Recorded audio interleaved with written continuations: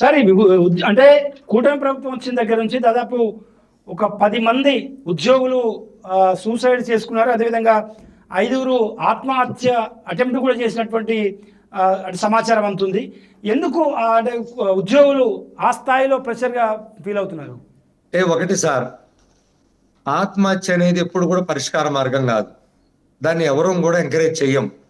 ఎందుకంటే ఎగ్జాక్ట్లీ ఒత్తిడి ఉండొచ్చు, పని ఒత్తిడి ఉండొచ్చు, సహజం. అది ప్రభుత్వంలో రిక్రూట్మెంట్ తగ్గిపోయింది కాబట్టి ఎన్ని చోట్ల 2 రాష్ట్రాల్లో కూడా అదే 2-3 పని ఒక మనిషి చేస్తున్నాడు కాబట్టి ఆ ఒత్తిడి ఉండొచ్చు. దాన్ని ఆ ఒత్తిడిని తగ్గించుకునేటువంటి మార్గాలు అన్వేషించుకోవాలి తప్ప ఆత్మహత్య సరైనటువంటి మార్గం కాదు. అది చాలా తప్పు. ఎట్ ది సేమ్ టైం ప్రభుత్వాన్ని కూడా ఇప్పటికే ఏపీజేఎస్ అమరావతి పక్షాన అనేక దఫాలు చెప్పాం. పని ఒత్తిడి తగ్గించే ప్రయత్నంలో ఉన్నారు. ఒక పని మీద ఒక పని ఓవర్లాప్ చేసే పరిస్థితుల్లో మేము కూడా ప్రభుత్వం దృష్టికి తీసుకెళ్ళాం. అది ఏదైనా ఉంటే ఉద్యోగ సంఘాలుగా బాధ్యత తీసుకునే పరిస్థితి మేము తీసుకుంటాం. మీరు ఎంత పని అయితే చేయగలుగుతారో అంతే పని చేయండి. ఈ పని చేయలేదు సకాలంలో అని మీకు ఇచ్చిన పని కన్నా ఎక్కువ టార్గెట్లు పెట్టారు కాబట్టి మీరు చేయాల్సిన అవసరం లేదు. మీరు చేయగలిగినంతే పని చేయండి. ఎక్కడా మీరు మానసిక ఆందోళనకు గురి కావద్దు అని చాలా స్పష్టంగా ఉద్యోగులు కూడా పిలిపించాం. మీ ద్వారా కూడా వాళ్ళకి తెలియజేస్తున్నాం. ఇది మంచి పద్ధతి కాదు. ఏదైనా ఒత్తిడి ఉంటే ఆ ఒత్తిడిని మన కుటుంబం మీదకి నెట్టొద్దు. ప్రభుత్వం మీరు చేయగలిగినంత చేయండి, అది మేము భరోసా ఇస్తున్నామని చాలా స్పష్టంగా చెప్పాము. అయితే ఆర్థిక ఒత్తిడి లేకుండా చేయాల్సిన పని కూడా మానసిక ఒత్తిడితో పాటు ఆర్థిక ఒత్తిడి పెరుగుతుంది. అది చేయకుండా ప్రభుత్వం చర్యలు తీసుకోవాల్సిన అవసరం అయితే ఉంది. అంటే ఉన్న చోట కాకుండా వేరే చోట్ల అంటే ఉద్యోగులకు ఉద్యోగాన్ని అకామిడేట్ చేస్తున్నారన్న చర్చ కూడా నడుస్తుంది. అంటే కొంతమందికి అంటే ఒక ఆఫీస్ ఒక దగ్గర ఉంటే వేరే వద్ద విధులు నిర్వహించేలా ఆదేశాలు ఇవ్వడం అనేది కూడా ఒక మీ ఉద్యోగ సంఘాల్లో చర్చ నడుస్తుంది. నిజమేనా? అంటే ప్రభుత్వానికి ఏదైనా శాఖలో అత్యవసరమైన పని ఉన్నప్పుడు, ఇప్పుడు తుఫాన్లు వచ్చినప్పుడు మా రెవెన్యూ శాఖ అన్ని శాఖల సహాయం తీసుకుంటది. అవును, ఎస్. లేదా ఇప్పుడు సర్ ప్రోగ్రాం నడుస్తుంది, అన్ని శాఖల వాళ్ళని తీసుకొచ్చి ఎన్యూమినేటర్లకు వేస్తాం. ఎలక్షన్ జరుగుతుంది, అందరినీ వాడుకుంటాం. ఇలా ఎమర్జెన్సీ వచ్చినప్పుడు లేదా ఆ శాఖలో ప్రభుత్వం ప్రత్యేకంగా ఏమన్నా కార్యక్రమాలు పెట్టినప్పుడు అందరం పనిచేసే సాంప్రదాయం ఉంది. అలాగే ఏదైనా శాఖలో సిబ్బంది తగ్గిపోయినప్పుడు ఈ సిబ్బందిని కొంతకాలం డెప్యుటేషన్ మీద వేసుకొని వాళ్ళతో పని చేయించుకునే అధికారం ప్రభుత్వానికి ఎప్పుడు ఉంటుంది. చేయాల్సిన బాధ్యత మా మీద ఉంటుంది. సో తప్పదు. అయితే వాళ్ళకి పదోన్నతులు సక్రమంగా ఇస్తున్నామా లేమా, వాళ్ళకి పదోన్నతులు ప్రక్రియ పెట్టామా లేదా, వాళ్ళకి సరైనటువంటి ఛానల్ ఏర్పాటు చేశామా లేదా, సకాలంలో డిఏలు ఇస్తున్నామా లేదా, సకాలంలో వాళ్ళకి పిఆర్స్ ఇస్తున్నామా లేదా, ఇవన్నీ చూసుకోవాల్సిన బాధ్యత ప్రభుత్వానికి. ప్రభుత్వం చెప్పిన పని చేయాల్సిన బాధ్యత మాది. సో ప్రభుత్వం ఎప్పుడైతే తన బాధ్యతను విఫలమవుతుందో ఉద్యోగుడు తన బాధ్యతను విఫలమైపోతాడు. చాలా సహజం ఇది. సరెండర్ లెవెల్ కనీసం హెల్త్ కార్డులు ఇవ్వలేని పరిస్థితిలో ఏపీ ప్రభుత్వం ఉందా సార్ 2 ఏళ్ల నుంచి? ఇంతవరకు గత 11 సంవత్సరాలుగా ఆ హెల్త్ కార్డు ఆరోగ్య కార్డు కాదు, అనారోగ్య కార్డుగా మారిపోయింది ఆంధ్రప్రదేశ్ ప్రభుత్వంలో. కేవలం దీనికి కారణం సకాలంలో ప్రైవేట్ ఆసుపత్రులకి డబ్బులు చెల్లించకపోవడమే. ఈ డబ్బులు కూడా మేము సగం, ప్రభుత్వం సగం. మొట్టమొదటి ఆంధ్రప్రదేశ్లోనే జరిగింది, తెలంగాణలో రీసెంట్గా స్టార్ట్ అయింది. అటువంటిది మేము డబ్బులు కట్టిన మా డబ్బులు కూడా ఆసుపత్రులకు చెల్లించలేని దిక్కులేని స్థితిలో ఈ రోజు ఉంది. ఇది బాధాకరమైన విషయం. ఇక్కడ తెలంగాణలో ఐఆర్ ఇచ్చారు, అదేవిధంగా పిఆర్సీ ఇచ్చారు. ఇటీవల హెల్త్ కార్డ్స్ కూడా, కార్పొరేట్ హెల్త్ కార్డ్స్ కూడా ఇటీవల సీఎం పంపిణీ చేశారు. అక్కడ అటువంటి చర్యలు ఏమైనా లేవా? తెలంగాణలో గతంలో ₹1 కూడా పెండింగ్ లేవండి. పిఆర్సీ కానీ డిఆర్ఎస్ కానీ ఏమి లేవు. వాళ్ళకి కొత్త డిఏలు మాత్రమే 5 డిఏలు ప్రకటించాలంతే. అంతే తప్ప పాత బకాయి ఏమి లేదు. ఐఆర్ తీసుకుంటున్నారు, పిఆర్సీ అయిపోవచ్చింది తెలంగాణలో.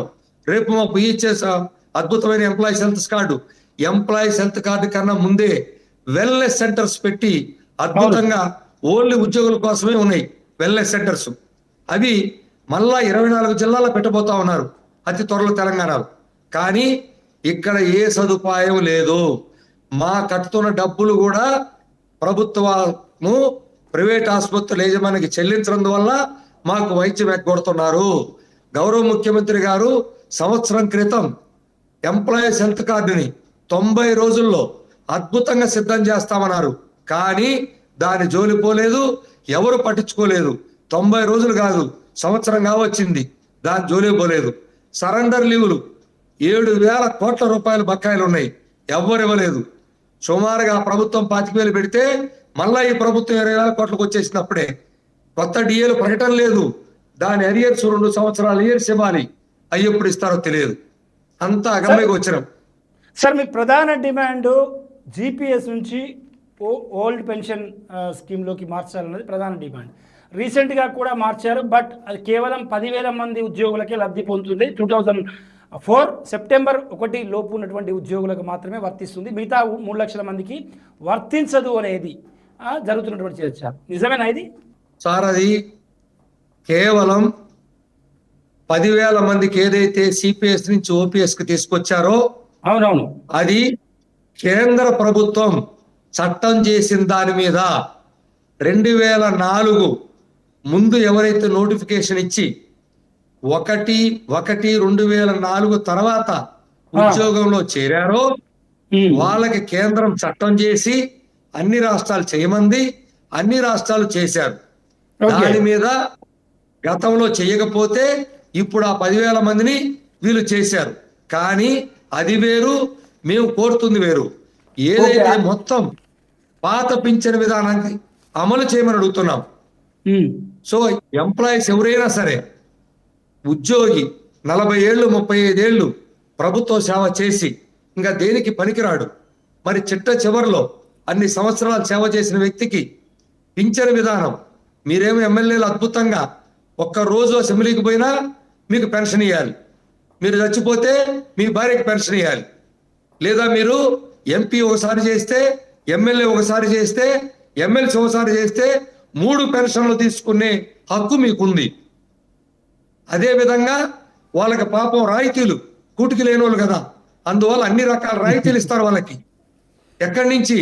క్యాంటీన్లో పావలాకి ఇడ్లీ దోశ, రూపాయికి బిర్యానీ, 2 రూపాయలకి చికెన్ బిర్యానీ ఇలా పెడతారు. మళ్ళా వచ్చిపోయేదానికి ఫ్లైట్లో కన్స్ట్రక్షను, ట్రైన్లో కన్స్ట్రక్షను, ఇన్ని రకాల కన్స్ట్రక్షన్ ప్రజల సొమ్ము మీరు బ్రహ్మాండంగా వాడుకోవచ్చు. కష్టపడి పనిచేసే ఉద్యోగులకి ఎవరు ఫెసిలిటీస్ లేవా సార్? సెక్రటరీలో ఉద్యోగులకు అట్లాంటి ఫెసిలిటీస్ లేవా? ఏమి లేవు సార్, ఎవరికి ఏమి లేవు. ఇన్ని జిల్లాల్లో ఇన్ని లక్షల మందికి ఎలాంటి ఫెసిలిటీస్ ఏమి ఉండవు, ఏమి రావు మాకు. మా జీతం మాకేంటి మా ప్రభు అంటున్నాం, మా జీతాలు మాకు ఇస్తే చాలు, మాకు బకాయిలు పెట్టకుండా. మీరు చూడండి, 25,000 కోట్లు అప్పుడు, ఇప్పుడు ఒక 15-20,000 కోట్లు అయితే ఎవరు చెల్లించాలి, ఎప్పుడు చెల్లించాలి? ఇవి తీసుకోకుండా రూపాయి చనిపోయిన ఉద్యోగి పరిస్థితి ఏంటి? వాళ్ళ కుటుంబ సభ్యులకు ఎవరైనా ఇస్తారా? బకాయి ఉన్నట్టు ఎవరైనా చెప్తున్నారా? మీకు అప్పున్నామని ఏమైనా పే స్లిప్లో రాశారా? లేదా ప్రభుత్వం మాకేమైనా కాగితం ఇచ్చిందా? ఏమైనా బాండ్ ఇచ్చిందా? ఏమీ లేదు. ఏమైపోవాలి రేపు నా కుటుంబ సభ్యులు? ఎవరికి చెప్పుకోవాలి ఈ బాధని? అన్నీ కూడా మేము కష్టపడి మా కూలి రావాల్సిన 30 రోజులు మా జీతం గౌరవంగా చూస్తామన్నారు కదా, ఇదే గౌరవం మాకు చేసేది? చెప్పండి. అంటే రిటైర్మెంట్ అయితే అప్పుడు ఆ పెన్షన్ సంబంధించినటువంటి అంటే మీకు రావాల్సినటువంటి ఏరియాస్ కూడా ఇవ్వట్లేదా సార్?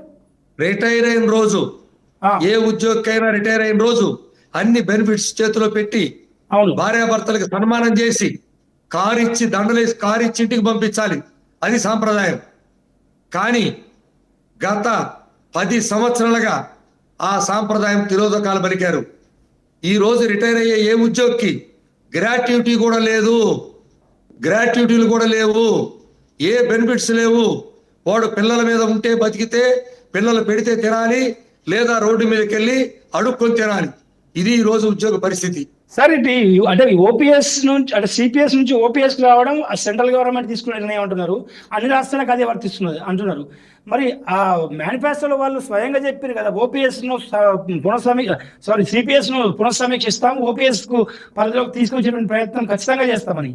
సార్, ఇప్పుడు సెంట్రల్ గవర్నమెంట్ చేసినవన్నీ వీళ్ళు చేస్తారంటే మళ్ళీ చేయరు, నచ్చినవి చేస్తారు, నచ్చనివి చేయరు. ఓకే. ఇదే సెంట్రల్ గవర్నమెంట్ 5 సంవత్సరాల క్రితమే 2022లోనే ఇందాక మీరు చెప్పారు 2004కు ముందోళ్ళు వాళ్ళందరినీ తెమ్మన్నారు. మరి 4 ఏళ్ళుగా వాళ్ళు ఎందుకు లాస్ అవ్వాలి? కొంతమంది రిటైర్ అయిపోయారు కదా, పెన్షన్ తీసుకోలేరు కదా. ఓకే. అవును. అది చేశారా? చేయలేదు. సెంట్రల్ గవర్నమెంట్ 14% వాళ్ళకి పెన్షన్ తన వాటా చెల్లిస్తుంది. కానీ వీళ్ళు చెల్లిస్తున్నారా? 14 కాదు, 10% కూడా సకాలంలో చెల్లించట్లేదు. ఈ మా 10% అయితే చెల్లిస్తున్నారు, కానీ దానికి సమానమైనటువంటి వాటా రాష్ట్ర ప్రభుత్వం వాటా ఎందుకు చెల్లించట్లేదు? 4,000 కోట్లు గతంలో బకాయి పెట్టి వెళ్తే ఈ ప్రభుత్వం వచ్చి మొన్న చెల్లించింది. రీసెంట్గా 4 రోజుల క్రితం, 4 నెలల క్రితం. ఇది ఎంత దారుణం చెప్పండి. మళ్ళా వీళ్ళు బకాయిలు పెట్టారనుకోండి, మళ్ళీ వాళ్ళ పెన్షన్ రావు. ఈ విధంగా కేంద్రం పేరు చెప్పి కేంద్రం తన ఉద్యోగుల కోసం తెచ్చింది. ఇష్టమైతే రాష్ట్రాలు చేసుకోండి, లేదా పాత పింఛను ఇచ్చుకోవచ్చు అని చెప్పింది. కాబట్టి రాష్ట్ర ప్రభుత్వాలదే బాధ్యత. కేంద్రం సలహా ఇచ్చింది, సూచనలు పాటిస్తే పాటించండి, లేకపోతే లేదని. ఇప్పటికే భారతదేశంలో 5-6 రాష్ట్రాలు పాత పెన్షన్ విధానాన్ని అవలంబిస్తూ తిరిగి పునరుద్ధరణ చేశారు. కాబట్టి మీరు ఏదైతే మేనిఫెస్టోలో మేము సిపిఎస్ జిపిఎస్ విధానాన్ని పునఃసమీక్ష చేసి మాకు ఆమోదయోగ్యంగా మీకు చేస్తామని హామీ ఇచ్చారో హామీ నిలబెట్టుకొని పాత పింఛన్ విధానం అమలు చేయాలని మేము కోరుతున్నాం. సార్, ఫైనల్గా చెప్పండి, ఈ నెల 21న గ్రూప్ ఆఫ్ మినిస్టర్స్తో మీటింగ్ ఉందంటున్నారు. ఒకవేళ అక్కడ మీ హామీలు కావచ్చు, మీకు మీరు రైట్గా రావాల్సిన హక్కులు కావచ్చు, అవి అంటే వాళ్ళు ప్రభుత్వం నెరవేర్చడానికి ఒప్పుకోకపోతే 23న భవిష్యత్ కార్యాచరణ కూడా ప్రకటిస్తామని మీరు ఇప్పటికే ప్రకటించారు. సో భవిష్యత్ కార్యాచరణ ఏ విధంగా ఉండబోతుంది? తప్పకుండా సార్, మేము కేవలం ప్రభుత్వం మీద ఉన్నటువంటి గౌరవంతో వారు పిలవగానే మా బాధ్యత, ఎందుకంటే అల్టిమేట్గా చేయాల్సింది ప్రభుత్వమే మాకేదైనా. కాబట్టి చర్చలకు వెళ్తాం. తప్పకుండా మంచిగా సానుకూలంగా జరిగిద్దని ఆశిస్తున్నాం. ఒకసారిగా ఇంకొకసారి అయినా కూర్చుంటాం. కానీ మాకు ఏదో ఛాయ్ బిస్కెట్ల సమావేశాలు చేస్తే తప్పకుండా మేము బయటకు వచ్చి మళ్ళా జిల్లాల పర్యటన చేసి ఉద్యోగులు ఏదైతే కోరుకుంటున్నారో, ఉద్యోగులు ఏదైతే తీవ్రంగా నష్టపోతున్నారో దానికి తగినట్టుగానే మేము ఉద్యమానికి సిద్ధమని ప్రకటించున్నాం. ఇప్పటికే జిల్లాల పర్యటన చేశాం. ఉద్యోగుల సభలతో పెట్టి ఆ సభల ద్వారా డైరెక్ట్ యాక్షన్ ప్లాన్కి సిద్ధమవుతున్నాం.